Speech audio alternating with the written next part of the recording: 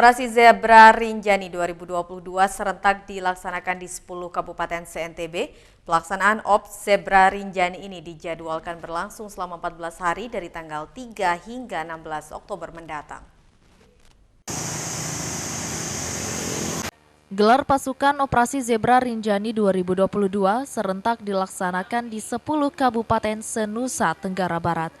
Sebanyak 770 personel kepolisian daerah Nusa Tenggara Barat dan backup TNI dilibatkan dalam pelaksanaan Operasi Zebra Rinjani 2022. Kapolda NTB Irjen Pol Joko Purwanto menekankan selama pelaksanaan operasi agar petugas di lapangan bertindak humanis dan mengedepankan edukasi kepada masyarakat sebelum melakukan penindakan. Pelaksanaan Operasi Zebra Rinjani 2022 dijadwalkan akan berlangsung selama 14 hari dari 3 hingga 16 Oktober. Diharapkan dapat dijadikan momentum bagi masyarakat untuk lebih meningkatkan kesadaran dalam tertib berlalu lintas. Ini kan operasi Zebra Rinjani itu kan sebenarnya untuk kita merefresh sebenarnya dalam kita menggunakan jalan raya tentu ada kelengkapan-kelengkapan yang harus dipedomani atau dilaksanakan gitu kan. Larinya kan kepada masing-masing individu. Operasi ini bagus untuk mengingatkan secara bersama. Itu tadi contoh aja, helm itu harus digunakan sesuai ketentuan karena dia kan melindungi kepala gitu. Jadi memang untuk mengingatkan kita semua bahwa keselamatan di jalan raya nomor 1. Rinjani 2022 ini momentum untuk kita meningkatkan kedisiplinan berlalu lintas untuk mendukung berbagai program antara lain pariwisata. Kita akan menjadi tuan rumah besok Ironman kan ada ini atraksi dan juga mengambil tempat di jalan raya. Mari sama-sama dukung. Kami memahami ada juga aturannya, kalau memang untuk kedaruratan ya ada fasilitas, ada pengaturannya. Kita paham lah. Pada pelaksanaan Operasi Zebra Rinjani 2022 ada 7 bentuk pelanggaran berlalu lintas kasat mata yang akan ditertibkan petugas. Di antaranya tidak mengenakan helm, berboncengan 3, tidak menggunakan seatbelt atau sabuk pengaman, kendaraan bak terbuka, dan pengendara melawan arus. Dari Mataram, Hari Kasidi, iNews melaporkan. Kita beralih informasi lainnya, revitalisasi pendidikan vokasi mulai digalangkan di Provinsi NTB dengan sasaran pelajar tingkat SMK.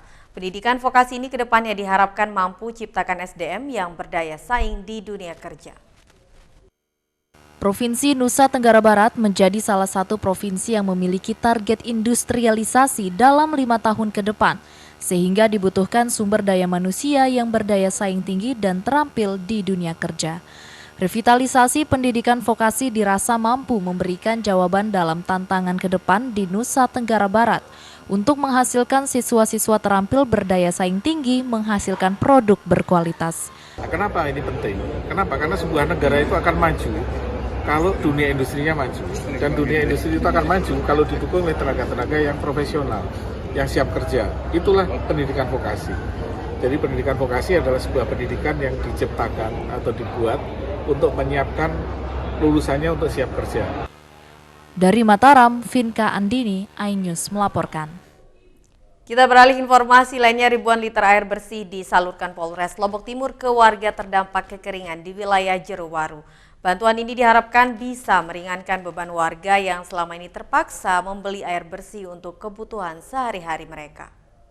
Ribuan liter air bersih ini disalurkan ke warga terdampak kekeringan di Desa Ekas, Kecamatan Jerowaru, Lombok Timur.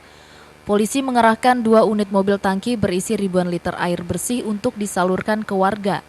Bantuan air bersih ini disalurkan ke warga setelah polisi mendapat informasi warga setempat kesulitan mendapatkan air bersih karena mengalami kekeringan. Aksi sosial ini sebagai bentuk kepedulian Polri dan diharapkan bisa meringankan beban warga yang selama ini terpaksa membeli air bersih untuk kebutuhan sehari-hari.